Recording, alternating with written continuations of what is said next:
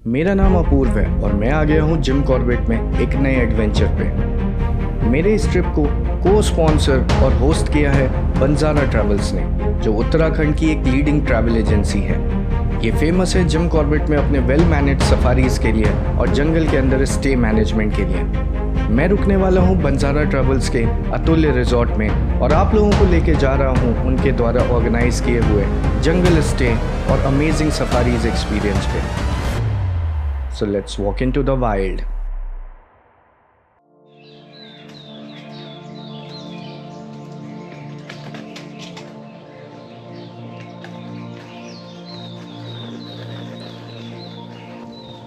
स्वागत है आप लोगों का एक नए दिन और एक नए एडवेंचर पे। अभी सुबह के 6 बजने वाले हैं और मैं अतुल्य रिजॉर्ट से चेकआउट करके जा रहा हूँ जंगल में स्टे करने।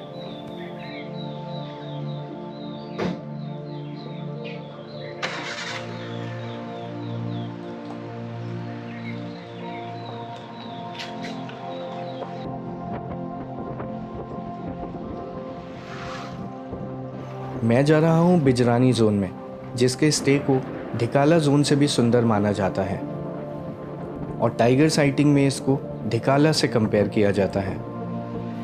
मैं इस जोन में पहली बार जा रहा हूँ और मुझे यहाँ एक दिन रहना है और 3 सफारी करनी है।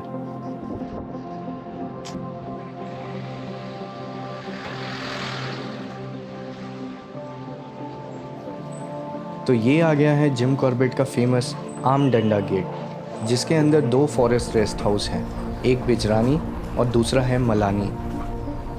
गेट पे आईडी चेक कराने और फॉर्म भरने के बाद हम सीधा जा रहे हैं सफारी पे अपने लगेज के साथ। बिजरानी का रेस्ट हाउस गेट से 7 किलोमीटर की दूरी पे है। अभी हम जोन में ठीक से एंटर भी नहीं हुए हैं और यहाँ के जंगल की सुंदरता देखते ही बन रही है।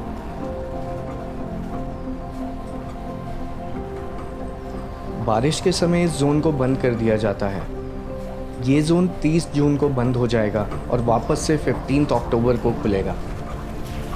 मॉनसून के टाइम जिम कॉर्बेट में बस 2 जोन ही खुले होते हैं, झिरना जहां मैंने कल सफारी किया था और ढेला जोन।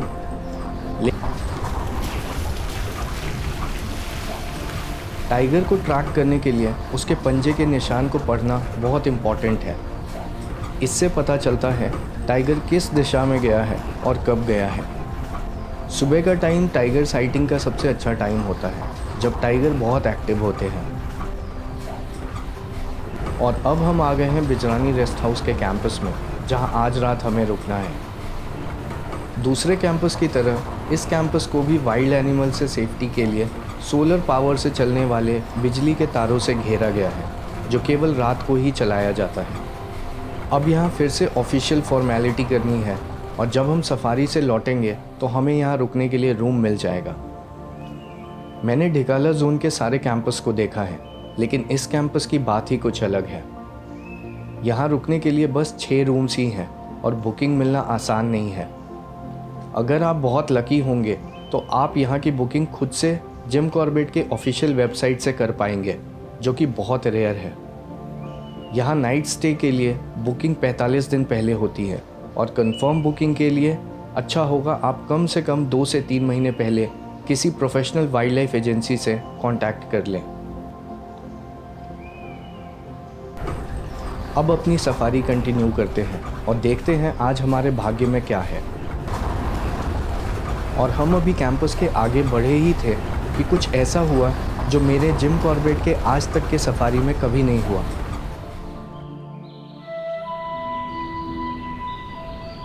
यहाँ एक टाइगर खुले में आराम से बैठा है। इतना लकी मैं आज तक जिम कॉर्बेट में कभी नहीं हुआ, लेकिन 2-3 जिप्सी को देख के इसने यहाँ से जाने का मन बना लिया।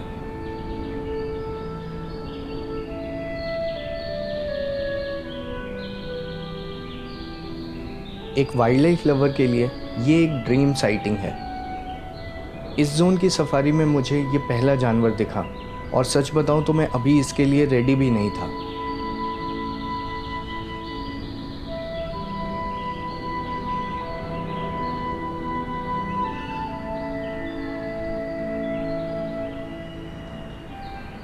जंगल में एक टाइगर को देखने की फीलिंग बताई नहीं जा सकती और आपको ये रियल में देख के ही समझ आएगा।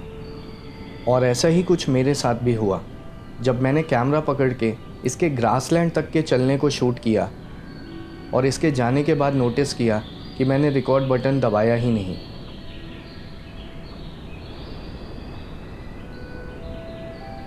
टाइगर की पर्सनालिटी ही कुछ ऐसी है कि आप उस पल में सब भूल जाते हैं।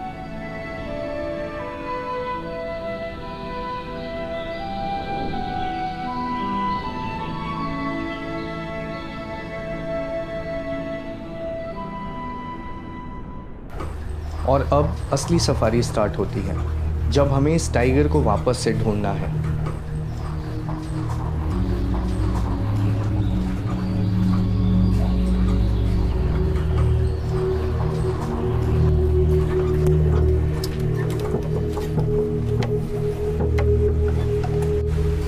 और जंगल के इस ओर ढेर सारे हिरन घूम रहे हैं जिनको थोड़ा भी आइडिया नहीं है कि इधर एक टाइग्रेस आ रही है।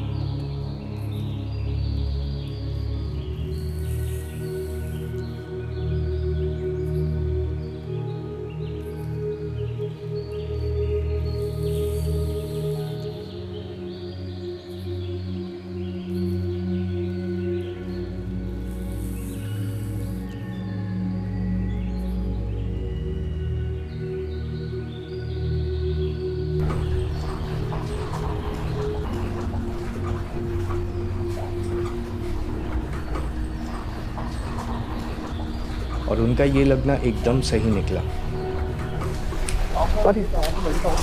कहाँ? हाँ वो बैठी। और हमें वो टाइग्रेस फिर से मिल गई जो यहाँ आराम से बैठी है।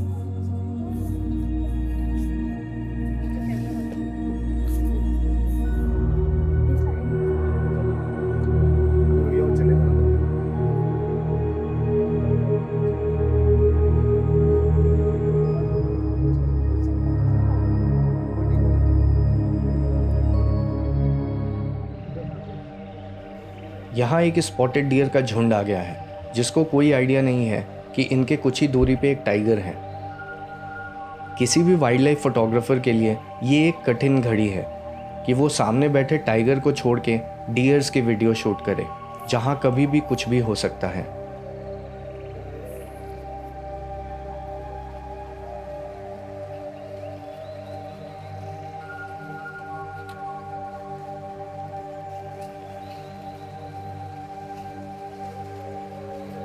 और इन हिरणों को देख के ये टाइग्रेस चौकन्नी हो गई है।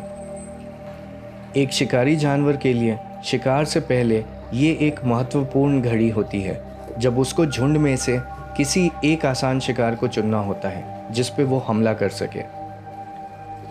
टाइगर छुप के शिकार करने वाले जानवर होते हैं और बहुत अधिक दूरी तक शिकार का पीछा नहीं कर सकते हैं, जैसे कि एक लेपर्ड या चीता कर सकता है।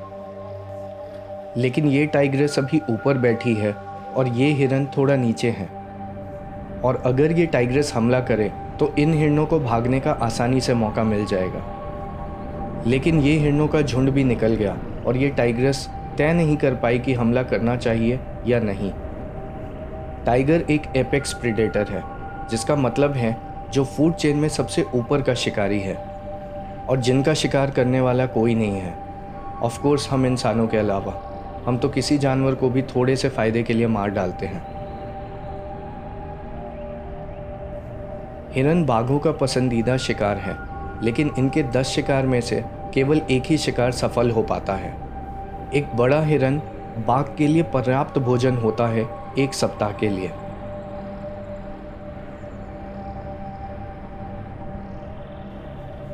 और बहुत देर बाद फाइनली इसने चलना शुरू किया और देखना है ये क्या करने वाली है। लेकिन ये दोबारा झाड़ियों के पीछे बैठ गई और अब शुरू होता है पेशेंस का गेम। पहले यहाँ से ये टाइग्रेस जाती है या फिर हम। ये तो अभी आराम के मूड में लग रही है और हमारे लिए ये एक उलझन की घड़ी है कि इसके लिए यहाँ वेट करें या फिर बाकी जंगल घूमने जाएं। इतने अच्छे मौसम में इतने देर तक टाइगर की साइटिंग मेरे लिए ये एक यादगार पल बन गया है, स्पेशली जिम कॉर्बेट में, जहाँ सालों सफारी करने के बाद भी मुझे टाइगर साइटिंग नहीं हुई। और फिर से कुछ हिरन इधर आ रहे हैं, लेकिन ऐसा लग रहा है कि ये टाइग्रेस एकदम शिकार के मन में नहीं है।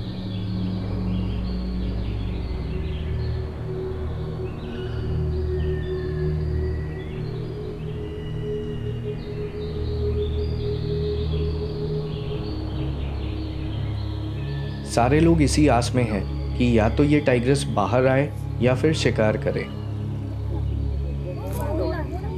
और बहुत देर बाद अंत में इसने यहाँ से जाने का निर्णय किया। पीछे ही चला गया।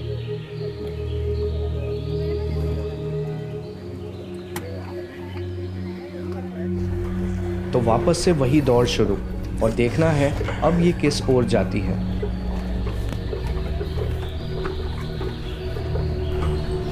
हम दोबारा उसी ओर जा रहे हैं जहां इसको हमने सुबह में सबसे पहले देखा था।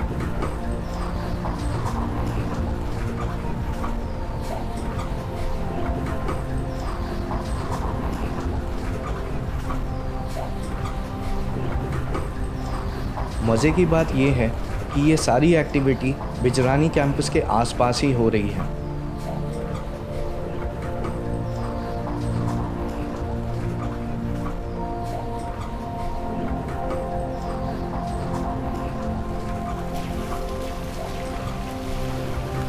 सुबह में ये टाइग्रेस यहीं से छलांग लगा के ऊपर गई थी, और हम फिर से होप कर रहे हैं कि शायद ये इधर वापस आ जाए।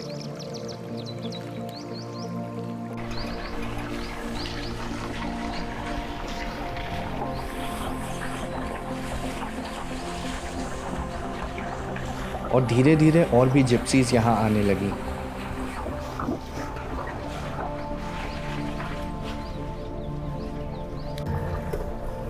थोड़ा वेट करने के बाद हमने फाइनली और जंगल एक्सप्लोर करने का डिसाइड किया, और हम फिर यहाँ से निकल गए।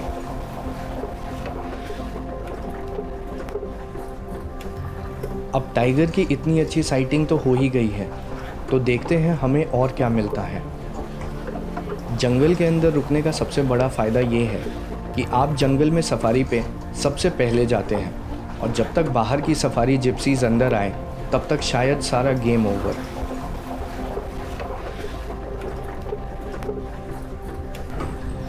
बिजरानी जोन के लैंडस्केप बहुत सुंदर हैं और पल पल में बदल रहे हैं। और थोड़ा ही आगे जाते मुझे ये बर्ड मिला जिसको मैं सालों से जिम कॉर्बेट में शूट करने का प्रयास कर रहा था। ये है ग्रेट हॉर्नबिल। ये अरुणाचल प्रदेश और केरला का स्टेट बर्ड यानी राज्य पक्षी है। ये हॉर्नबिल प्रजाति के सबसे बड़े पक्षी में से एक है। इनके सुंदर चोंच के लिए इनका सालों तक शिकार किया गया है, लेकिन अब इनको बचाने के प्रयास किए जा रहे हैं। और ग्रेट हॉर्नबिल के उड़ते ही हम और आगे चल पड़े, ये देखने कि भाग्य ने और हमारे लिए यहाँ इस सफारी में क्या क्या रखा है।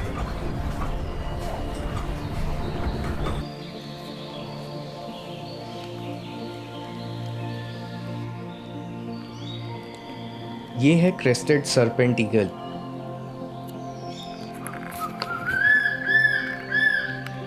ये चील अधिकतर सांपों का ही शिकार करता है और इसीलिए इनको ये नाम मिला है। ये चील भी अपने भोजन श्रृंखला यानी फूड चेन में सबसे ऊपर है, टाइगर्स की तरह।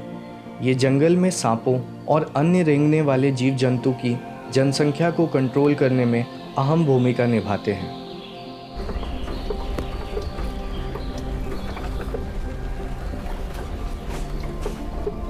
और थोड़ा ही आगे जाते हमें यहाँ हिरणों का एक छोटा झुंड मिला।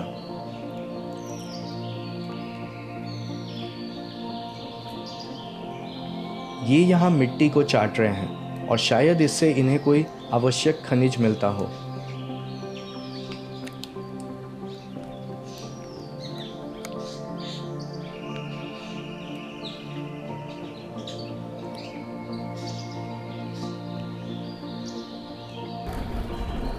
और उन हिरणों को छोड़ के हम आगे की ओर चल दिए।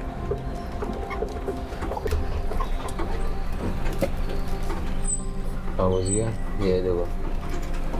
हाँ, ये ये बस बस बस।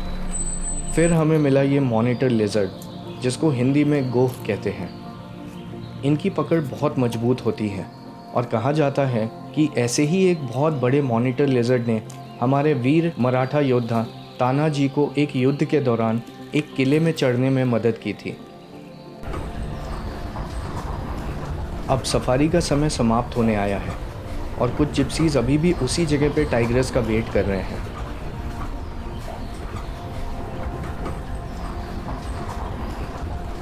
लेकिन अब धूप तेज़ हो गई है और हमें बिजरानी रेस्ट हाउस में चेक इन भी करना है। आज की बंजारा ट्रैवल्स के साथ मेरी ये सफारी जिम कॉर्बेट की सबसे स्पेशल सफारी बन गई है। अभी मेरी 2 सफारी और बाकी है और आज कुछ ही घंटे बाद दूसरी सफारी भी है जिसकी तैयारी भी करनी है। बिजरानी के फॉरेस्ट रेस्ट हाउस की डिटेल्स मैं अगले वीडियो में दूंगा और अभी करते हैं जल्दी से चेक इन।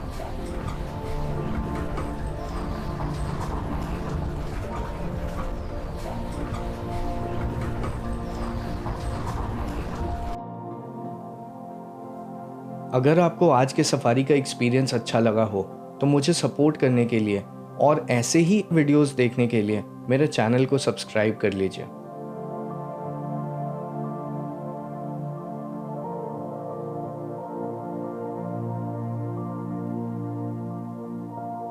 मिलते हैं इवनिंग सफारी में।